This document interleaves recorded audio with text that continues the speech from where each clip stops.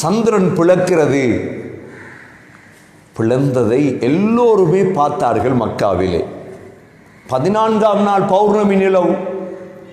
பார்த்ததோடு என்ன சொல்லிவிட்டார்கள்?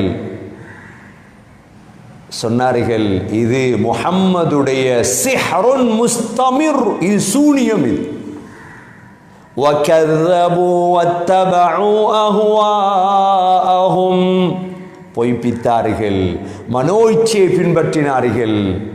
அல்லாஹ் சொல்கிறான், எல்லாமே கணக்கா நடக்கும். وَكُلُّ أَمْرٍ مُسْتَقِرٌ وَلَقَدْ جَاءَهُمْ مِنَ الْأَنْبَاءِ, ஒவ்வொரு செய்தியும் வருகிறது. ரெடியாக, உலகத்தை அழிக்க போறேன், ரெடியாக, நோயை தந்தாச்சு, ரெடியாக, வெட்டுக்கிளியை தந்தாச்சு, ரெடியாக. ஒன்றொண்டா வருது சோதனை, ஒன்றொண்டா வருது சகோதரர்களே. சோதனை வந்து கொண்டே இருக்கு, சும்மா வாரதில்லை. எதுவும் அனுப்பக்கூடிய ஒருவன் இருக்கின்றார்.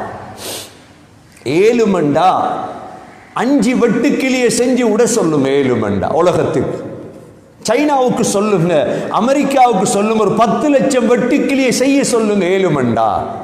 எங்கிருந்து வருது இதெல்லாம்? யார் அனுப்புகிறான்? சிந்திப்பதற்கு மூளை இல்லையா சகோதரிகளே? எங்கிருந்து வருகிறது? வெட்டுக்கிளி வருகிறது, நோய் வருகிறது. அல்லாஹ் இவ்வாறு தான் 3000-4000 ஆண்டுகளுக்கு முன்னால் உலகத்தில் கொடுங்கோல் ஆட்சி செய்தான் ஃபிரௌன். கொடுங்கோல் ஆட்சி, சாதாரண ஆட்சி அல்ல. பல்லாயிரம் முஸ்லிம்களை கொலை செய்த கொடுங்கோல் ஆட்சி. நீங்கள் அல்லாஹ்வுடைய அத்தாட்சியை பார்க்க வேண்டும் என்றால் கைரோவுடைய மியூசியத்துக்கு போய் இந்த ஃபிரௌனை பார்க்கலாம். முழு உடம்பும் அழுகும் பொழுது எவ்வாறு ஃபிரௌனுடைய உடம்பு மாத்திரம் அழுகாமல் அல்லாஹ் பாதுகாத்து வைத்திருக்கிறார். ஏன்? உலக மக்கள் பாடம் படிப்பதற்கு. இந்த ஃபிரௌன் கொடுங்கோல் ஆட்சி செய்த பொழுதும் அல்லாஹ் 5 வகையான அல்லது 9 வகையான அத்தாட்சிகளை அனுப்பினான். திருந்து فأرسلنا عليهم الطوفان والجراد والكمل والضفادع والدم آيات مفصلات. சூரத்துல் அராஃபிலே அல்லாஹ் இந்த 5 அத்தாட்சிகள். முதலாவது என்ன? فأرسلنا عليهم الطوفان, வெள்ளத்தை அனுப்பினோம். திருந்தல்ல, அல்லாஹ்வை ஏற்றுக்கொள்ள இல்லை. இரண்டாவது வல்ஜராத், வெட்டுக்கிளி என்று சாதாரணமாக பார்த்துவிட்டு சென்று விடாதீர்கள். வெட்டுக்கிளியை குர்ஆனுக்குள் பாருங்கள். வெட்டுக்கிளியை குர்ஆனுக்குள் பாருங்கள். அல்லாஹ் ஃபிரௌனுக்கு கொடுத்த 2வது சோதனை வெட்டுக்கிளி. மிஸ்ருடைய அவ்வளோ விவசாயத்தை சாப்பிட்டது வெட்டுக்கிளி. என்ன செஞ்சான் ஃபிரௌன்? ஒரு மோசடி செய்தான். மூசா அலைஹிஸ்ஸலாமிடம் போய் மன்னிப்பு கேட்டு தௌபா செய்து திருந்துறேன், துவா கேளு அல்லாஹ் இடத்துல, துவா கேட்பார், வெட்டுக்கிளி போயிடும், திரும்ப தலகிலா புரண்டுருவார். 3வது வல் கும்மல், பேன். நாங்கள் பேனை காணல, வெட்டுக்கிளியே கண்டுட்டோம்.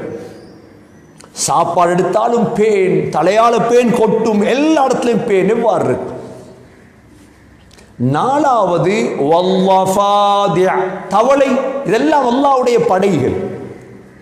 தூஃபான் அல்லாஹ்வுடைய படை, வெட்டுக்கிளி அல்லாஹ்வுடைய படை, பேன் அல்லாஹ்வுடைய படை, வஃபாதிஅ தவளை. சாப்பாடு வச்சா தவளை, வீட்டுள்ளுக்கு தவளை, பெட்ரூம்ல தவளை. எப்படி இருக்கும்?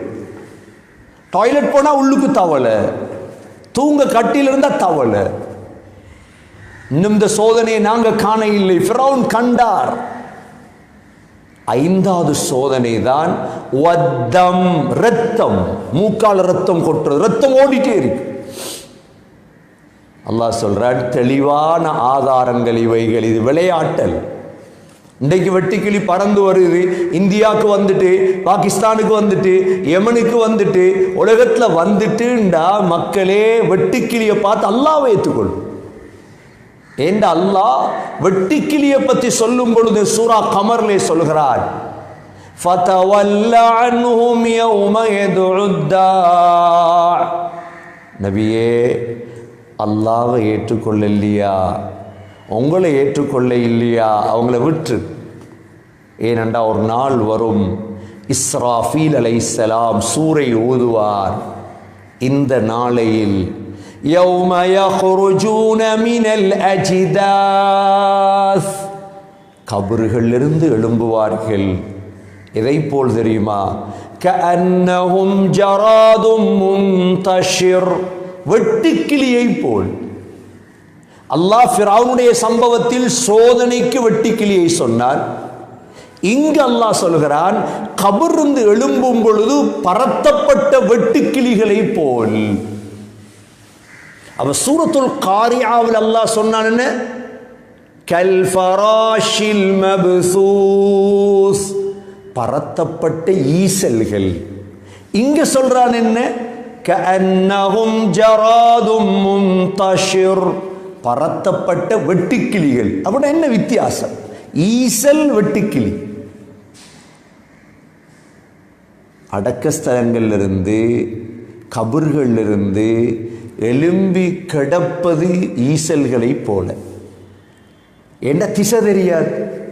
இப்ப எல்லாரும் ஊடு இருக்குது, அங்க ஊடு இருக்காதே. மரணத்துக்கு பிறகு கியாமத்தில் யாருக்கும் வீடு இல்லையே, சொந்தம் இல்லையே, பந்தம் இல்லையே, தன்னுடைய கபரடி எலும்பி எலும்பி நிற்கிறது தான். அந்த நேரம் இஸ்ராஃபீல் அலைஹிஸ்ஸலாம் சூரூதும் சத்தம் கேட்டதோடு அந்த சத்தத்தை நோக்கி வெட்டுக்கிளிகளை போல் பறந்து செல்லுவார்கள். அந்த சத்தத்தை நோக்கி, அதுதான் அல்லாஹ் வெட்டுக்கிளியை பயன்படுத்துகிறார். என்றால் வெட்டுக்கிளி எங்கு ஓசை வருகிறதோ அங்கு செல்லும். ஈசல் எங்கு வெளிச்சம் வருகிறதோ அங்கு செல்லும். கண்ணியமிக்க சகோதரர்களே, எது எவ்வாறாக இருந்தாலும் அல்லாஹ்வை ஏற்றுக்கொள்ளுங்கள். இஸ்லாம் உண்மை என்பதை ஏற்றுக்கொள்ளுங்கள். மரணத்துக்கு பிறகுதான் வாழ்க்கை என்பதை ஏற்றுக்கொள்ளுங்கள். அல்லாஹ் சொல்கிறார், இது மனிதர்களுடைய நிலைமை. வெட்டுக்கிளியை போன்று மாறுவார்கள். وَتَكُونُ الْجِبَالُ كَالْعِهْنِ الْمَنْفُوشِ, இந்த மலைகள் எல்லாம் சாயம் பூசப்பட்ட பஞ்சை போல் மாறிவிடும். சாயம் பூசப்பட்ட பஞ்சு. இவ்வளோ பெரிய மலை காணப்போகிறோம் சகோதரர்களே. எல்லாத்தையும் மறுக்காதீர்கள். மறுத்தால் பேர் காஃபிர், மறுத்தால் தான் பேர் காஃபிர். எல்லாவற்றையும் மறுக்க முடியாது என்று அல்லாஹ் எல்லோருக்கும் மூளையை தந்திருக்கிறார். சிந்தியுங்கள். அல்லாஹ் சொல்கிறான், فَأَمَّا مَنْ ثَقُلَتْ مَوَازِينُهُ, யாருடைய மீசானுடைய தட்டு பாரமாகுமோ, فَهُوَ فِي عِيشَةٍ رَاضِيَةٍ, அவர் சந்தோஷமான வாழ்க்கை அடைவார். அப்போ உலகத்தில் வந்த அதற்குத்தான். உலகத்தில் வந்த சாப்பிட்றதுக்கு அல்ல, குடிப்பதற்கல்ல, வாழ்வதற்கல்ல, தூங்குவதற்கல்ல. இவைகள் கிடைத்தால் செய்து கொள்ளலாம். ஆனால் நோக்கம் மீசானை நிறைக்கவன். இவன் மட்டும்தான் புத்திசாலி. யார் மீசானை நிறைத்தாரோ இவர் புத்திசாலி.